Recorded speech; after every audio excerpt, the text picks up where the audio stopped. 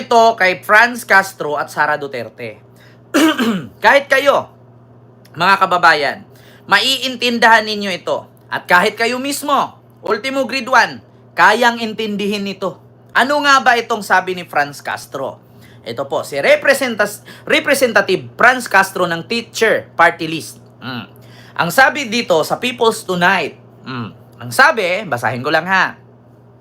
Sa isang episode ng Politika All the Way nitong Hunyo 21, naniniwala si Teacher Representative Franz Castro na hindi nararapat maging presidente si Vice President Sara Duterte kaugnay sa mga umiiral na usap-usapan na posibleng tumakbo ang huli sa pagka-presidente sa 2028 presidential election. Siyempre, pag ikaw ay presidente, dapat yung highest official carries with it.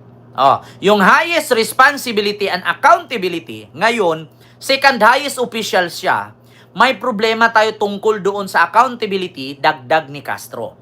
Aniya pa, hindi umano angkop si BP Sara sa pagiging presidente dahil di umano'y kakulangan niya sa accountability at transparency. Tsaka yung the way she carries herself, nagmumura, may tantrum sa public, giit pa ni kongresista. Diba? Totoo naman. Bakit, mga kababayan? Paano ka buboto ng isang presidente kung walang accountability at transparency? Kasi dapat ang pera ng gobyerno, hindi yan pinupulot. Pinagpaguran yan. Di ba?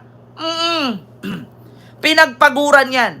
Maskin piso-piso, dos-dos-dos, tres-tres-tres lang, ang bigay ng bawat taong taxpayer dyan. Pero pag inipon mo yan, bilyones ang halaga niyan. Bakit? Ilan ba ang Pilipino sa Pilipinas? 120 million plus. Kung itag-dos-dos-dos mo yan, di 220 million. Per month pa. Tax yan Kahit nga bibili ka lang candy, may tax na. Yeah? Kahit bibili ka ng bigas, may tax na. Ang tao araw-araw bumibili. Araw-araw may tax. Just try to imagine, mga kababayan. Kung sabihin mo, 120 million lang naman yan, Ken. Kung quarterly magbayad ng tax yan, edi 120 million lang din every month. Ang tanong, araw-araw tayong kumakain. Araw-araw tayong bumibili. Bawat binili natin, maskin kondom, may tax yan. So araw-araw tayong nagbabayad ng tax. Magkano ang tax? 12% ang VAT. Di ba? So, bilyon-bilyon ang pera na binibitawan ng 120 million sa buong Pilipinas, buong Pinoy. Araw-araw kang kumakain. Araw-araw kang bumibili. Bawat binibili, may tax. Ngayon, kung yung tax na yon ay hindi mo masabi kung saan mo dinala, magpipresidente ka pa? What the heck? Sabi ng Kano, 12.5 billion disallowance ng COA sa DepEd under SAYAD. Diba? Kaya Ray Pinoy ko, mega love shoutout po sa Risa Force at kay Haploid of UST. As BP, walang ginawa Sara presidente pa, lalong walang gagawin yan. Tamad siya. Di ba? Kahit nga uupo ka lang dyan, bibili ka lang ng soft drinks, kaya nauhaw ka, tax yan Tandaan ninyo, mga kababayan, bawat tao, araw-araw kumakain. Bawat tao, araw-araw gumagastos. Di ba? Tapos sasabihin ninyo, wala kang ambag sa Pilipinas, puro ako kuda. Ma'am Jazz, maraming salamat ulit sa yung 1,000 yen. Ako, super sticker. Di ba? Kahit nakaupo ka lang ako dito at nagalolo, pag nauhaw ako, bibili ako soft drinks, nagbayad ako ng tax. Kahit umupo ako dito at maggagawa kami ng milagro, pag nagutom kami, bibili kami ng bigas, nagbabayad kami ng tax. Kasi bawat binibili mo, may tax. Hindi to Hong Kong na walang tax. Yeah? Miss Wire ng Hong Kong. Sir Kent, watching from Hong Kong. Keep safe. Salamat po, ma'am, sa yung super chat. Hindi to katulad ang Pilipinas sa Hong Kong na mura ang bilihin. Bakit? Walang tax sa Hong Kong. Sa Pilipinas, ultimo bibili ka ng karayom, dos ang isa, may tax yang bawat box niyan. Diba? Lahat ng bilihin sa Pilipinas, ultimo nga dahon ng gabi na ginagawang laeng, may tax yan. Hindi to Hong Kong. Tapos ngayon sasabihin ninyo, saan napunta ang tax? Ewan ko kay Sara, wala siyang transparency. Di ba? Yun ang sabi ni Congresswoman Franz Castro. Ma'am Jazz, maraming salamat ulit sa yung super sticker. Thank you so much. Di ba? Pati nga pag-ihi mo, pagtai mo, may tax eh. Try mong tumae sa bus station kung walang bayad ang CR. Try mong pumunta sa mall. Maliban na lang kung yung mall ay maliit. Pero pag malaki, may bayad. Di ba? Yun ang totoo. Sabi ni Ma'am Helen Cando, mahal na rin bilihin dito sa Hong Kong. Okay lang ma'am, at least walang tax dyan. Dito sa Pilipinas, ay putang ina. Kahit bibili ka nga lang ng pangtinga, may tax na. Tapos nanakawin ng politician, katulad kay Sara. Tapos tatakbong presidente sa 2028. Ano mangyari sa atin? Diba? Anong mangyari sa atin? Sabi nga ni Franz Castro, siyempre, pag ikaw ay presidente, dapat yung highest official carries with it.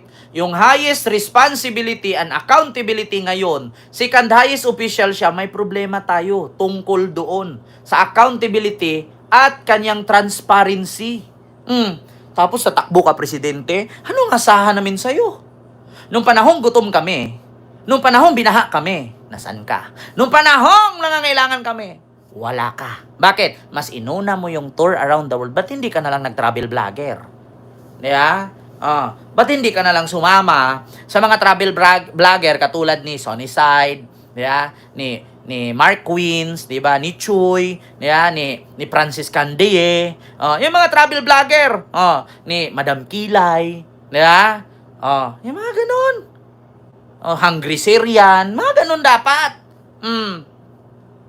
Lustay ka ng lustay. Tapos nangangarap ka pa maging presidente. Aba, xiao-xiao sa Chinese. Xiao-xiao sa Italiano. Di ba? Kaya nga sabi ko sa inyo mga kababayan, wag ganun. Nangangarap pa daw presidente. Kaya sabi ni Franz Castro, hindi siya dapat maging presidente. Wala siyang transparency. Yung accountability, tsaka yung the way she carries herself, nagmumura. Tapos nagtatantrum. Ito si Franz Castro, Representative Franz Castro. Muntik ko na itong makita sa personal yung rally-rally sana doon sa sa EDSA. Ma'am Jazz, nako, maraming salamat ulit Ma'am Jazz. Gusto ko sana itong kitain sa personal, sabihin ko, ma'am, paano ka nakakasigurong nagtatantrum si Sara? Ito sabi, tsaka yung the way she carry herself, nagmumura. At may tantrum sa public. Sara, nagtatantrum ka daw. Yung, hindi, wag ganon. Ayoko niyan. Yung ganon. Sa madaling salita, naglulumpasay. Yun yung nagtatantrum. Ayaw ka yan. Ganon. Diba? Ganon yun. Ma'am Anita Valdez, hello po. Nagtatantrum daw sa public. Ano ba yung tantrum na? Minsan talaga napansin ko kay Sara.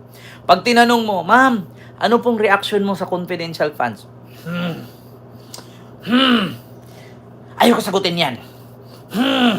Ganon? Napansin niya? Yung nanggagalit, nanggagalaite. Tigil na yan. Ayoko yan. Yung mga ganon-ganon. Diba? Nagtatantrum sa public. Sabi ni Franz Castro. Natatawa ako tuloy. Ito naman sabi ni Ruth Tumbagahan. Di siya pwede maging press. Kawawa ang taong bayan. Walang alam sa pamamalakad bilang opisyal ng bayan. Puro reklamo. Sisiraan niya si BBM. Puro busy sa trabaho nga yung ginagawa ni BBM. Siya naman pabayaan niya ang responsibilidad niya bilang Vice President. Puro dada. No, ito. Sunod.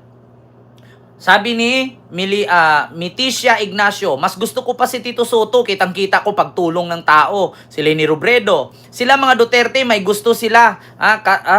Katakutan ng mga tao kung sila nga ang lumalaban sa pamahalaan. What more kung sila ang nakaupo. Diba? Tama naman. Kung ngayon nga, presidente, binababoy nila, minumura nila, pinagbantaan pa nila. Paano pag nakaupo pa sila? Baka martial law na. Diba? Ma'am Brinda Barton at kay Spanish Girl. Ayan, sa Sirisa Force, silo po. Ito pa, opo, di dapat siya maging presidente, makukulong po siya. Sabi ko, makukulong po kayo. Magiging presidente yan, madam, sabi ni Dran Reb.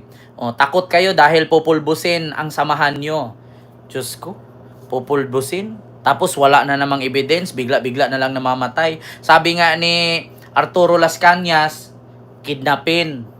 Pag nawala, missing person. Kung naalala ninyo mga kababayan, yung witness, 'di ba, na bumaliktad, yung witness laban kay Laila de Lima, na pulis, na nawala, hindi na natagpuan hanggang ngayon.